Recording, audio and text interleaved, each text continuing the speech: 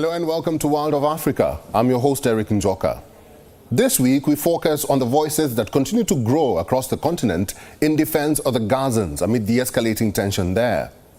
African leaders are not pleased with the way Israel is handling this war.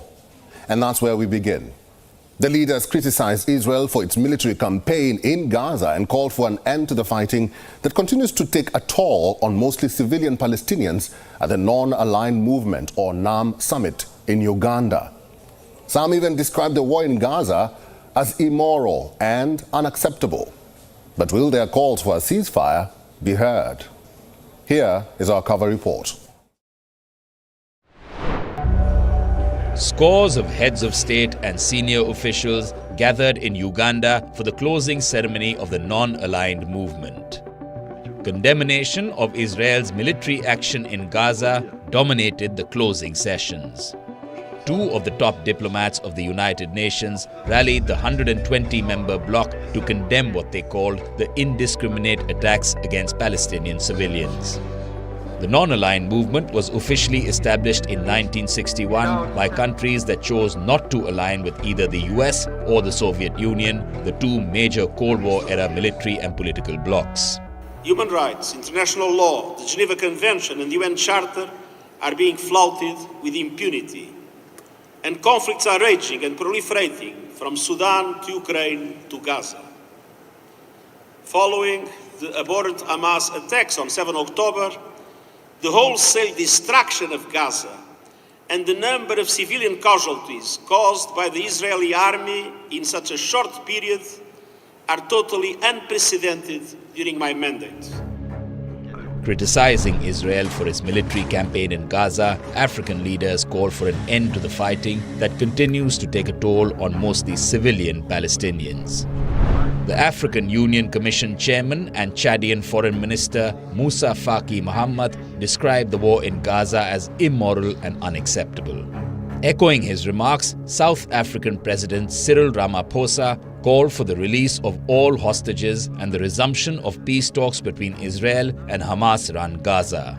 Africa condemns this unacceptable, moral, legal and humanitarian failure and demands an immediate end to the unjust war against the Palestinian people and for the immediate implementation of the two-state solution.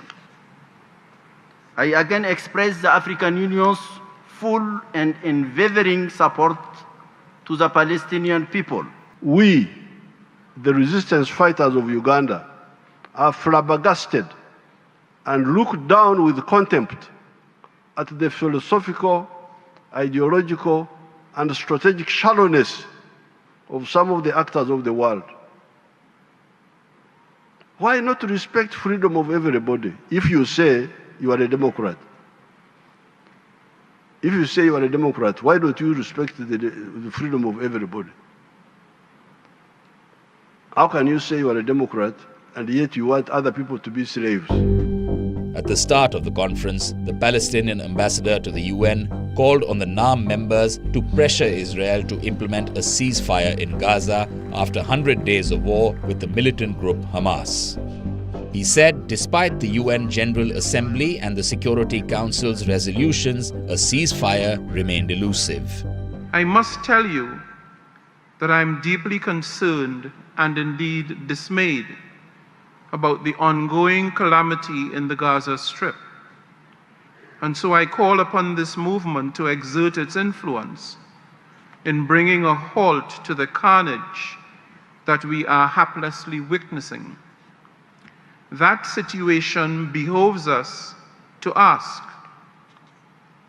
how much is enough? Nearly all the African countries belong to the NAM. They comprise nearly half its members. Other members range from India and Indonesia to Saudi Arabia and Iran, Chile, Peru and Colombia.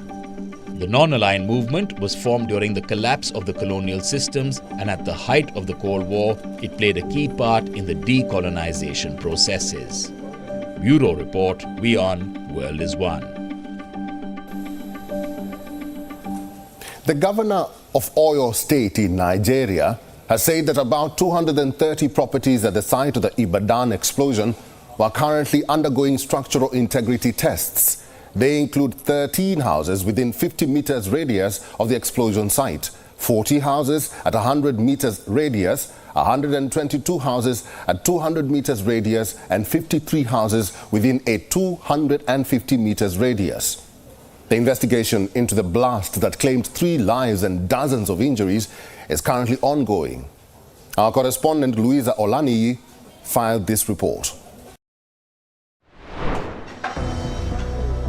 On the evening of January 16th, a loud, deafening blast was heard that caused massive panic in this vibrant town in Nigeria. It soon became evident what had happened here in this town called Ibadan in Nigeria's Oyo State. Preliminary investigation showed illegal miners occupying a house in Bodija had stored explosive devices that caused the blast. The morning after made the extent of the heart-wrenching devastation clear. Initial government report says the explosion killed at least 3 people. Dozens were injured, some were critical. I was at home around 7:30 in the evening. We just heard the sound. And the sound just immediately sounded once. It was resounding. It was so much. In fact, when I looked up, I saw our ceiling. It has removed. I have a lot of injuries. My back, It was a huge fall. Things fell. There were injuries. There were lots of injuries, but at least it was minor scratches compared to people that died and stuff. So. Emergency services and security officials used bulldozers to clear the debris during a search and rescue operation in a neighborhood of Ibadan. Police cordoned off the blast site, where a huge crater is visible even from a distance. From what is gathered, and His Excellency actually reiterated it, that they said some guys into mining, illegal mining, they possess dynamite, and that was what exploded. 67-year-old Ayotunde Odenlami walks through his late brother's house to assess the damage. The impact of the January 16th explosion on the 2-wing duplex left the doors, roof, windows and household items all broken. What you have seen in this wing is exactly a replica of what happened on the other wing, because it's a 2-wing building. And we're trying to see what we can do to minimize our costs and avoid all these miscreants from swooping into it and making do away with our property. Ayotunde would have to conduct a structural integrity test on his brother's house to see if it is still fit to be renovated. He hopes the government can assist victims. We know Nigeria for what it is. If help comes from the government, then we're lucky. And if it doesn't come, then it means everybody will have to lick their wounds and find a solution. The state governor said 77 people were treated for injuries. Most were discharged. The state government would provide temporary accommodation for those who lost their homes. Bureau Report, WION World is One. Africa's 2024 election season, comprising 19 presidential and general polls, got off to an unpromising and alarming start this past week after the re-election of President Azali Assoumani to an effective 5th term. Violent protests against the result broke out in Moroni, the capital of Comoros. The government responded by imposing a nighttime curfew and deploying the army on the streets. The United Nations Commissioner for Human Rights appealed for calm and for the authorities to show restraint in dealing with the protests. Here's a report. This is Moroni, the capital of the Comoros island. An uneasy calm is settling in after angry protesters went on a rampage across the capital and other areas to express their dismay at the re-election of Azali Assoumani as president for a 4th term. An overnight curfew was even imposed in the East African island nation after the army was called in to quell the tensions. The January 14th elections were conducted smoothly, with Comorians casting their votes in the Indian Ocean Archipelago's presidential elections. However, the opposition was divided on boycotting the election. Even the poll observers gave the voting a clean bill of health. We said that the elections went well overall and that, I repeat, if you did not hear correctly, it was peaceful, tranquil.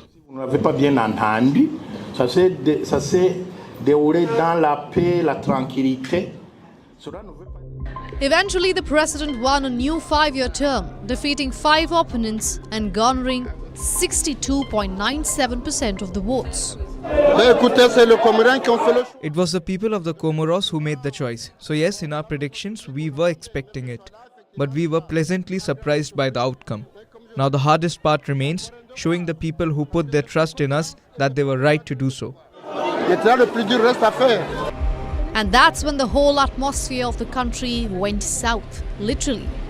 With unrest in the capital, several opposition leaders moved the Supreme Court to urge the judges to annul the election results. They claimed the whole process was flawed, while some praised and saluted the courage of the demonstrators. You know, we as politicians are against all forms of violence. But in relation to these spontaneous movements, I salute the courage of these young people who expressed their discontent, and that today we have got to this point. Why? Because the Independent National Election Commission has published results which do not conform to the reality of things. And unfortunately, the authorities, instead of finding a solution, brought in the army to repress these young people. A former army chief of staff, Colonel Assoumani, came to power in a coup in the year 1999. In one of the many military takeovers that have rocked the archipelago since independence. In 2002, he stepped down as military ruler and won the presidential election for the newly constituted Union of Comoros, made up of 3 semi-autonomous islands, each with its own separate leadership. He reluctantly handed over to civilians in 2006 under a new constitution that established a rotating presidency between the 3 islands of the Union. Assoumani then retired to farming before returning to politics and winning re-election in 2016 in a vote marred by violence and allegations of irregularities. During his rule, Assoumani has been accused of creeping authoritarianism. During this year's campaign, Assoumani hailed his government's construction of roads and hospitals. But in a country where 45% of the 870,000 population live below the poverty line, plagued by electricity cuts and water shortages, he has faced popular criticism. Bureau Report, WION World is One. A company in Benin is transforming everyday bio-waste into a powerful energy source, all thanks to an entrepreneur who believes nothing should go to waste, be it at home or in the farms. Homes in Benin have been transformed ever since an entrepreneur decided to make it his priority to improve lives and change the living conditions of Beninins. How does he do that? By making their kitchens environmentally conducive. Like this woman, whose entire produce, from the fish scales to the waste that she collects throughout the day, is put to good use, powering her stove. Enoch Naga is the brains behind this innovation. But what motivated him to venture into bio-waste management? As a student, we noticed that when we left class with the power outages, it was really difficult. I got into the mindset of one day being able to think about solving the problem of electrical energy. One evening, I was preparing food, and inadvertently, the candle I was using in the kitchen fell into my food waste bin, and it caught fire. When it caught fire, I thought, what is this? I became interested in this by discussing with my environmental chemistry professor.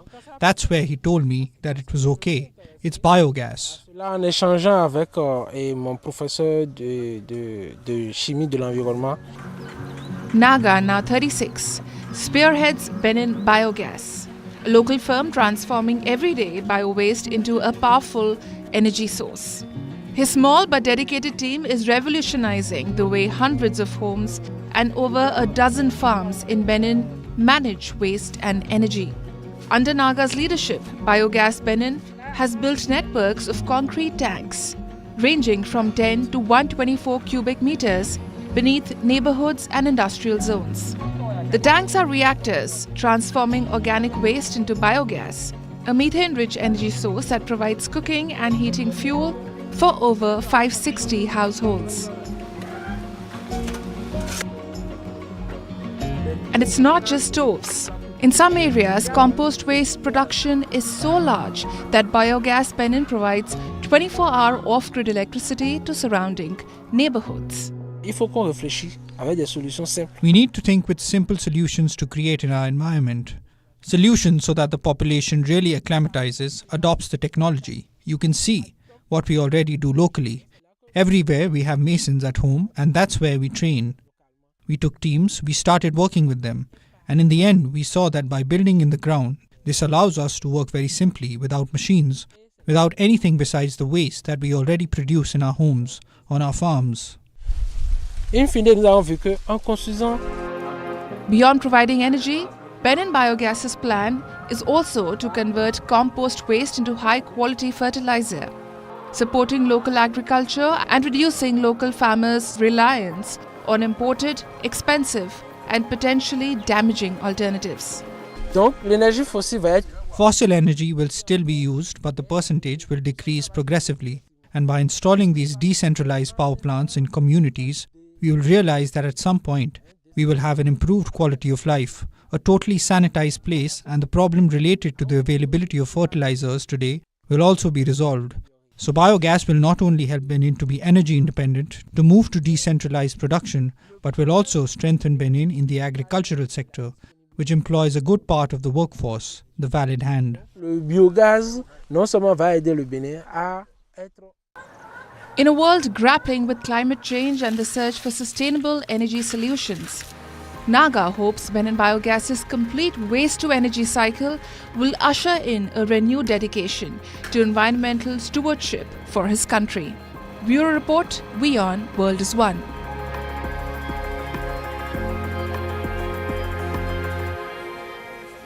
Orthodox Christians in Ethiopia celebrated Timket, a festival that marks the baptism of Jesus in the capital Addis Ababa. The UNESCO-inscribed Festival of the Epiphany began with the ritual of each church carrying a tablet, a sacred replica of the Ark of the Covenant. Check out how the festival fared in this next report.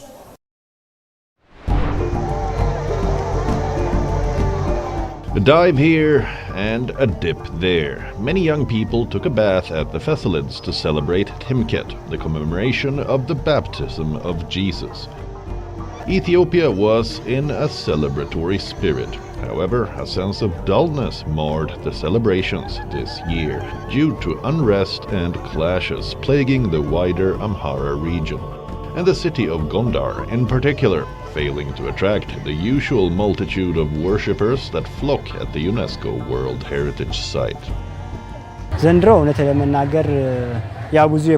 This year, due to the political tensions, it wasn't colorful. I've been celebrating Timket for years, but today the number of participants has significantly decreased. There is lot of blood spilling. It is violence everywhere. Nothing makes you happy. You can't point fingers to a single source for this. This is the result of our sins. If we cry out to God, He will make us go back to our consciousness, and things will be rectified. And He will return us to our previous identity. That is what I can say. Our situation is depressing. We are going through a rough time that is difficult to express. The UNESCO-inscribed Festival of the Epiphany began with the ritual of each church carrying a tablet, a sacred replica of the Ark of the Covenant. In the ritual, the tablet is covered with cloth and carried by priests to a nearby water source. Hundreds of thousands of people in white robes gather to sing spiritual songs and chant.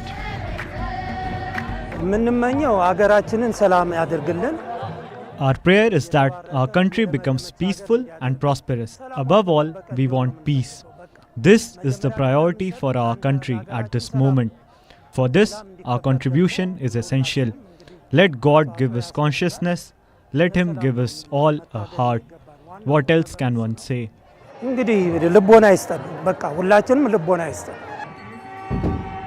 Early pre-sunrise rituals began in Jan Meda, where thousands gathered for prayers and liturgical services. Priests sprinkled holy water on the assembled congregation, commemorating Christ's baptism. Ethiopia's Feast of the Epiphany is one of the highest and holiest holidays in the Ethiopian Orthodox Christian calendar and is celebrated on January 19th every year.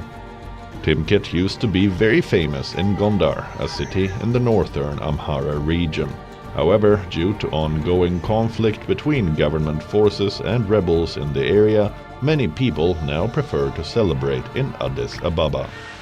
Bureau Report, WION World is One. A 16-year-old girl from Changsha, central China's Hunan province, successfully reached the summit of Mount Kilimanjaro, the highest mountain in Africa. This is how she did it.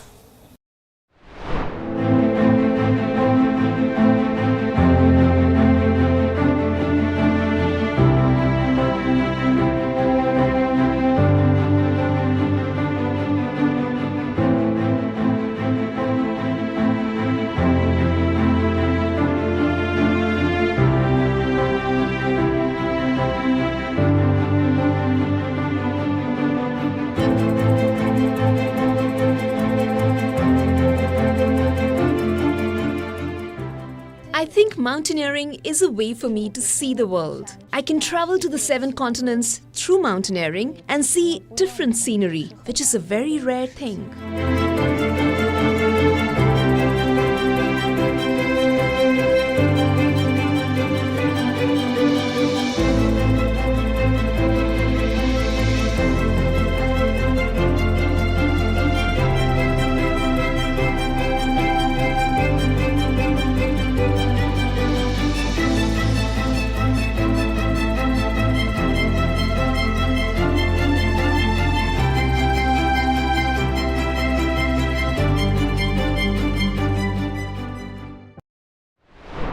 Thank you very much for watching this week's episode of Wild of Africa. Get in touch with us on all our social media platforms and share your feedback about the show there. My name is Erik Njoka. Keep watching WION Wild is One, and until next time, it's goodbye from me.